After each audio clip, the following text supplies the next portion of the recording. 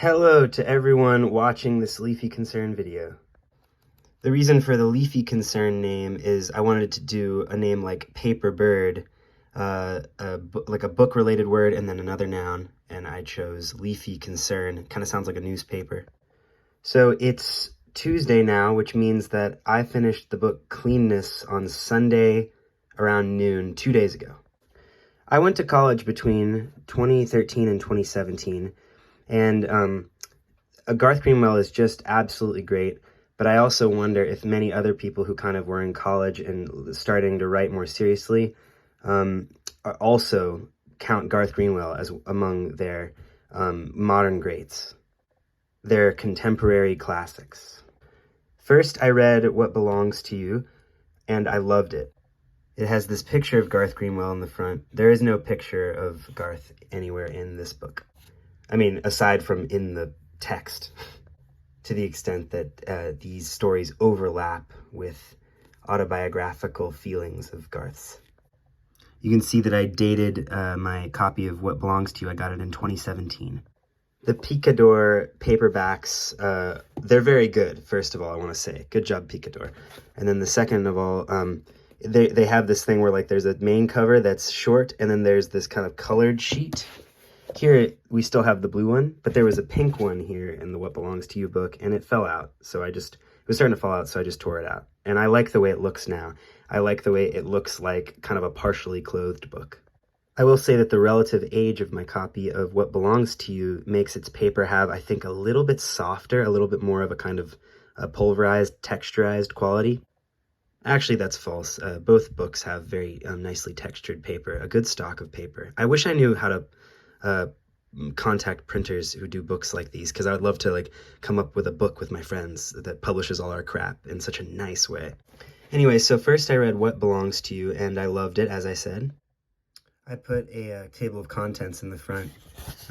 I love the structure of these books, and I'll get more into that in a little bit. I loved every bit of the book, and I was so struck by the style of it. I was so glad to have found somebody writing now in this style that I love, where everything is meaningful and yet everything is balanced. That's the feeling. And I especially loved this section, A Grave, which is a piece of writing that made me just cry out loud. You can see bleeding through the last page of it is this map of Bulgaria that I drew at the start of the third part of the book, a pox, and it's one of the things that I showed to Garth Greenwell when I saw him read. I really like this book, and so I was really trying to be its ideal reader. I think that reading and loving What Belongs to You made me feel like the best writing I can make is easy to do, but also really hard to do. It's easy to do because you can just, you can go at it sentence by sentence, and you can look at your own life to make that fiction happen. But it's going to be really difficult to do because it will require like a nakedness of your soul, a naked honesty that will you'll have to be honest about the things that you've done well or ill, the risks you've subjected yourself to and others to, etc. You'll have to really be free with your memory, freely give your memory away through the technology of the sentence. And that's hard to do. And when Cleanness came out, I actually saw Garth Greenwell read again, and then I bought the book, and I really enjoyed the reading. It was at Room of One's Own in Madison, and when I saw this, I had to have it. The spine is really stark and inviting. There's nothing, there's nothing stopping you from just reading it clearly on the shelf and having it ask you why you haven't read it yet. I really wanted to read this for a long time, and I was putting it off the way you put off like all the people on BookTube who love Thomas Pynchon, and they put off the Thomas Pynchon book that they're going to read next, and then they finally delve into it. It was one of those kinds of deals. I was just like, I wanted to really launch into this when I had energy, and of course, I just have energy now to do it. Longtime watchers of the channel will know that I was reading sex novels immediately before these that also have good sentences and also are kind of easy and hard to write. I read the Fermata and liked it, and then I started to read Vox. I read the first 20 pages of it toward the end of a trip back from Columbus. On that trip, I finished this book, The Centaur, which didn't disappoint me in the way that other novels by this author have. I may make a standalone video about that experience, but that's not really what we're talking about now. I'm just trying to tell you what I read before I finally launched into Cleanness. I started reading this last Thursday, and as I've said, I finished it on Sunday around noon. This section with praise from critics runs to several pages, it seems, and I like this thing from Sheila Heti that says, "Most American literature seems neutered by comparison." I kind of like this style of a book review where I look at the book and try to make sense of what the reading of it might have been like based on just the marks that are in it. Here on the title page, we just have me saying something about laughter, making things laughable to bear them. That's kind of a paraphrase of the thought, but just tracking the progress of laughter where it's stifled and then where it kind of falls out of the characters too, of its own volition. This is an incomplete list of where laughter takes center stage. I recommend readers check out Garth Greenwell for the quality of the writing, as I've mentioned, and for the possibilities that it leads to and it may lead to in you. But I also like just like an author structuring a book like this. Of course, in this book, you have a tripartite structure, like in What Belongs to You, on a certain level, but kind of because we're going deeper, we have a tripartite structure within each part. And they're really nicely constructed. Gospodar and the Little Saint being pairing very well together, and Mentor and An Evening Out being really good bookends that kind of return to the territory that you enter on page 3. Of course, in What Belongs to You, there's no contents listed, and I wonder if that was like, if that's probably intentional, and it's probably you're probably meant to have a different reading experience here, one where you're less conscious that you're now entering part 2. Here we kind of have walls of these 1, 2, 3s that are announced and that we have to kind of walk over to get to a new clearing. Interestingly, earlier on in this review, I said a pox, but it should be a grave. I just got them confused in my mind. I really need to reread this book. That's my most said sentence, my new most said sentence on Leafy Concern. Gosh, I need to reread this book. Everything I mentioned, just to make some superficial comment. Speaking of superficial comments, in Mr. Palomar, we also have this, threes thing. I forgot that it's actually at the back of the book, but, in What Belongs to You, we have 3 sections. They're not even presented as 3 kind of equally weighted sections, is I think the right way to say it. Then we have 3 more or less equally weighted sections of Cleanness, although there's a title, Loving R, to the second of the 3 parts, which kind of gives it a little more weight, which is nice in the center. That's a balanced construction. Or maybe it's more like a fulcrum that the weights on either side kind of sit evenly on either side of. Maybe that's more like what it feels like. But then there's also in this Palomar book, there's these, it's 3 sections of 3 sections of 3. Stuff like this kind of constructedness of this book gives me a sense that books are possible, that I could write a book. Stuff like this makes me feel that I could, because it breaks up a big book into smaller, more manageable chunks. And because I like microscopic writers, these kinds of books made of small, closely observed elements are very, very attractive to me. Who knows, what would it be like if Garth Greenwell were to write a 27-part cuboid structure such as this? Until then, we'll have to look at Cleanness. When I say that I like microscopic writing, I mean, I wouldn't say that this is like microscopic writing. I wouldn't say that this is, mezzanine-ish kind of like, fixation on a single point. It's more like the tracing of a single melody or a single piece of music as it just takes place over a period of the 20 minutes of you reading it. And it kind of follows what's happening almost in real time, maybe with variations of pace, different tempos to the music. So Gospodar would be a slower tempo, whereas Harbor would be a much faster tempo, a quicker tempo, and so forth. Cleanness would also be a slower tempo. Decent People would be a moderate tempo, I'd say, a walking pace, a moderato, which fits with it being a picture of a protest, actually. Hey, I said something that feels astute to me. All right. One side note, when I heard Garth Greenwell speak, he said that when he found the Rings of Saturn, one thing he thought was that if you could make a book this way, then he certainly could make books. That relates to this kind of, when I see very constructed books, it gives me a similar feeling.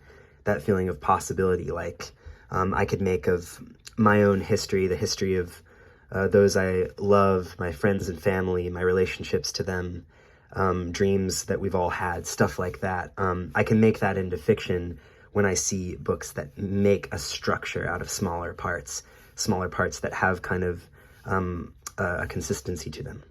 You could sound off in the comments maybe about what books make you feel like books are possible. And I empathize with those people who just read books that are so well written, it makes you feel like books are impossible just because you can't write that good. Although, that feeling goes away when you reread or read slowly or try to make a pastiche of it yourself. You realize that these tones are kind of attainable. Not that they're entirely attainable, but you can be in conversation with them. It's okay. I don't get that same sort of intimidated feeling from reading Garth Greenwell. Not the exact same one. It's a formidable task that he sets out to do, and he achieves it, but he achieves it by being kind of kind to himself in a way that feels attractive and possible for the average writer, honestly. Mentor. We had agreed to meet at the fountain in front of the McDonald's in Slaveykov Square. Isn't it so great that it begins with a McDonald's? As a teacher, this character, the narrator of this book, likes to teach Frank O'Hara. And this sort of, this like foregrounding of things like McDonald's that give everything like a real and a kind of carnival-esque quality that's really relatable and attractive and feels fantastical sometimes, but also banal, is really, it's really apropos, I think, of Frank O'Hara and shows some of Frank O'Hara's influence.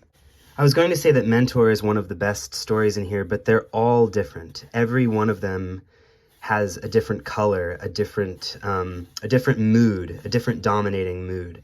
Some of them are more neutral. Some of them are frightened and kind of negative and despairing almost. Some of them are like just overwhelmingly joyful, so joyful it makes you cry. I'm thinking of The Little Saint. By the time I got to the end of The Little Saint, I was crying, and even later, describing to friends what about the story had made me cry, I found that words failed me, and I began crying again. I have a friend who has a theory that musicians put the song that's supposed to be like the thesis statement of an album as the second to last track. And, that can lead to a nice conclusion about what is offered in The Little Saint. Some sort of most important part, some sort of essential part. Although every part of this book is essential. Its squareness leads you to be more sure of its of the essentialness of all of its parts. This was the piece of paper that I used as a bookmark while reading the book. It has some squiggles, some of them that were done with it looks like a pen that was dying. And there are some squiggles, some springs with more or fewer curves, one that just looks like a pig's tail, and then others that look more like a cyclone that are done with a healthier pen. There's an amoeba at the bottom, the outline of an amoeba, where you can see where the amoeba started and ended. And then there's this amazing piece of typography that says, "Watch out for wolves," for the wolves. You kind of read it twice. First you read, "Watch out for wolves," and then you read, "Watch out for the wolves." And so it's kind of a little text you have to reread in order to get it. It has one frayed end and one neat end. It was torn out of a bigger page, and I used it as a bookmark. You can see that on either end of the piece of paper, there's a fold where it bent, being in the book and being pressed in a backpack against something, maybe the cloth of the backpack itself or something else in the pocket. I really like the typography of the Roman numerals and the varied thicknesses of this text here. It gives it kind of a very slightly showy or fancy quality that just makes reading a little more cozy and doesn't distract from the kind of the starkness that the text should exist in, the starker landscape that the text should exist in, where no distractions are vying for your attention. Like, this font is more like what the atmosphere around the book feels like while you're reading it. And this is more like kind of what the music, it's kind of contemporary with the music style of the book. To return to that earlier thought of wondering what the reading experience was like based on the marks in the book, when I got to a valediction, I read the story and then went back and looked up, the etymon line of valediction, and found that if you kind of trace it back, I think, vale is like, I think it's like goodbye, but it's also like valere, like valor, I guess, be well, be strong. Like, so maybe this is saying to be strong, which is not necessarily what's meant here. I'm just saying, sometimes you can do these things where you dig into a word and find some sort of layers of meaning that are meaningful to you to apply to the text. And I think it was meaningful to me to view this, to look at this word this way. At the end of Harbor, there's this 2.5-page paragraph. I put a star right where it starts. I love when a story really kind of starts running through a big long paragraph to its conclusion at the end. I really like that. It reminds me of Self-Portrait in a Convex Mirror, how the last stanza, I think, is much longer than all the others. There's that feeling of like you're kind of getting started, revving, rev, vroom, and then you go. And I like the vroom of this last paragraph. The language of porn that's so ridiculous unless you're lit up with a longing that makes it the most beautiful language in the world, full of meaning, profound. Astute things like that, and beautiful things like that, I was underlining on the right-hand sides of the book as I was going. Like, I was pressing my pencil through the book toward kind of like stabbing my way, picking my way with an ice pick through to the end. Although that's really a negative image. It's just like, that's something I thought of when I was using my pencil, because your pencil kind of presses into the page and makes an indent, It feels kind of violent. It felt like this kind of violent pressing through the book that I was doing. If that's interesting to you at all. If it isn't clear, I recommend this book really highly. I mean, if you all the writers that I favor a lot on this channel, like Fleur Yegi and like Robert Walser and Sebald and all the other writers that I favor and feature on this channel, if you like those ones, then you should definitely be reading these books, and I think rereading them and really giving them a serious chance. And of course, you probably already are. There was probably a lot of videos made featuring this book back when it was like part of the National Book Award conversation or whatever. But just to close out, I'm just gonna like pick some sentences more or less at random, just to leave you with the beauty of the language of this book. Most of the singers were past whatever prime they had had, though the oldest were the most impressive, I thought, an almost elderly bass, and especially a mezzo, whose voices, however they wobbled or frayed, had retained some ambered texture of accomplishment. People have to come together without losing their ability to think. Whitman calls it a thoughtful merge. The whole idea of democracy depends on it. And look, I don't think a poem can do what he thought it could. He wanted his poem to be America. Like magic, he wanted his poem to fix everything that was wrong with the country, which was a lot, I said, trying to lighten the tone, which it still is a lot. But what he did was to make an image of America that still feels like something I want to buy into. It still feels like the best image of ourselves. I stopped then, not knowing how to go on, and I was grateful when the bell rang. It let me raise my voice and say, "So go be poets," which released them from my overheated feeling and gave them permission to laugh. Happy reading, everybody, and take care.